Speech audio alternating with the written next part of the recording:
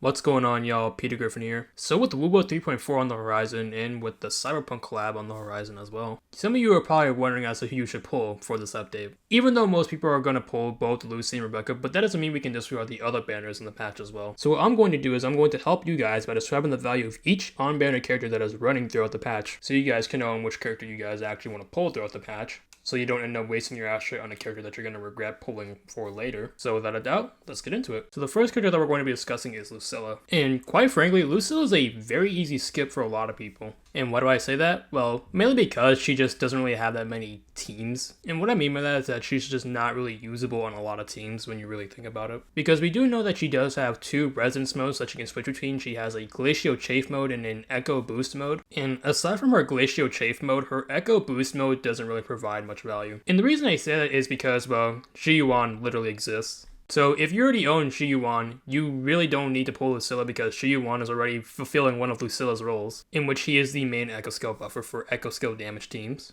So really the only use that Lucilla could have on an Echo Skill team is where, unless Shiyuan is on another team and you can't use them, Lucilla can work as a good second alternative, but that's really it. And as for the Glacial Chafe team, if you already have Lene, then you really just don't need to pull Lucilla. And that is mainly because Lucilla, the only difference that we know between her and Lene as of right now is that Lucilla will be able to help Yuki apply Glacial Chafe stacks more, and that's really it. So if you do decide to pull for Lucilla, it's really just going to be like a slight damage increase, not a game-changing damage increase. And another thing is that her weapon options are not going to be very good as well. As we've seen with the past characters who also utilize negative status effects, they are essentially locked behind one weapon. So if you do decide to pull for Lucilla, you're going to need to pull for her weapon as well, which is another reason as to why she's just not worth getting as well. Overall, I wouldn't really recommend picking up Lucilla. The only reasons that I could recommend to pick up Lucilla are if you don't have Lene, she can work as a very great alternative for Hiyuki's team.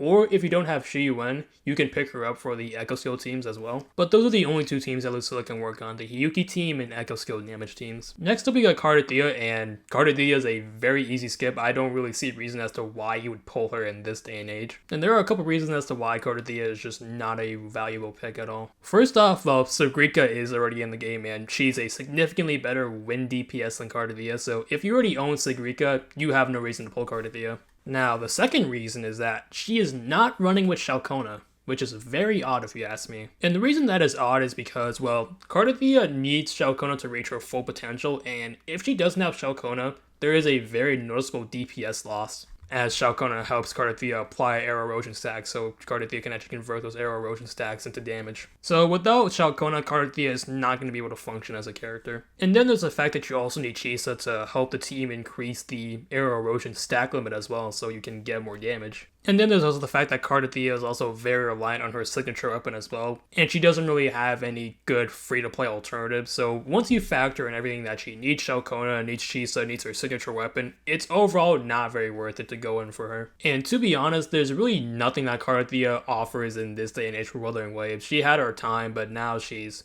not really power cut, but there's just much better options as you could use. And also the amount of investment that you need to put into Cardathea as well for her to actually be functional is just way too much as well. So Cardathea, do not pull her. Now, onto the main highlight of this update, Lucy and Rebecca. So starting out for Rebecca, I mean, we get a free Rebecca, so there's that. There's essentially no way that you cannot skip Rebecca unless you decide to just not play the update at all and don't claim her, which is kind of crazy because this is a free collab unit that you just get by logging into the game and being above Union level 10, so you really have no excuse to not get her unless you just do not play the update at all. As to what Rebecca's role is going to be, from what we've seen of her combat, she is most likely going to be a sub DPS as she leaves a turret out on the field through her outro skill that Lucy can actually utilize once Lucy switches on field, hence why Rebecca could actually fit more into a sub DPS role than a main DPS. And we already have somewhat of an idea as to how both Lucy and Rebecca are going to play, as through the new Sonata set, we actually see that it buffs both basic attack and heavy attack damage. So Rebecca is most likely going to be either a heavy attack damage buffer or a basic attack damage buffer. And then Lucy's going to work the same way, vice versa. She'll either be a basic attack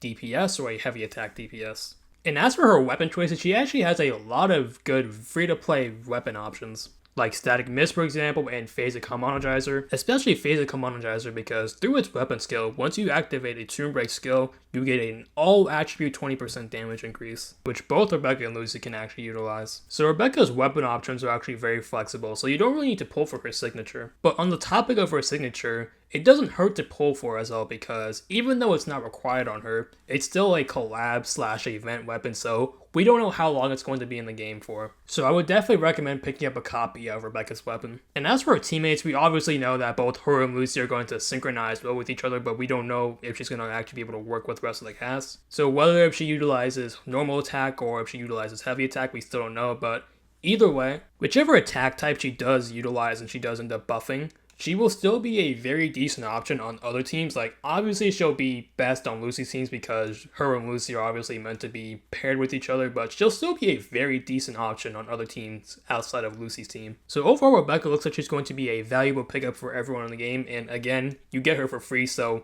why not utilize her? And lastly, we got Lucy, and Lucy is most likely going to be a main DPS. Throughout the animations that we've seen from her, and her being the main highlight character of the update, it would make the most sense for her to be a main DPS. And as for her damage type, she's most likely going to be the basic attack damage dealer, as Rebecca is going to be the heavy attack damage dealer, or it could be vice versa, where Rebecca is the basic attack damage dealer and then Lucy is the heavy attack damage dealer, but we still don't know yet. And as for her weapons, Lucy is also in the same situation as Rebecca, where she has both very good free-to-play options like Static Mist and Phase of Commonizer as well. And for her signature weapon, it's the same situation as I said earlier with Rebecca. It's probably not needed on her, but since it is a collab weapon, it wouldn't hurt to pick up as well, since it's going to be limited and we don't know how long it's going to be in the game for. And as for Lucy's teammates, she's obviously going to have Rebecca, but again, if she's the basic attack damage dealer, she'll have other basic attack sub DPS to work with as well, like Sanhua for example, or if she's a heavy attack damage dealer as well, she'll be able to work with other characters like Yuno. So we really just gotta wait and see as to which damage type both Rebecca and Lucy are going to be, but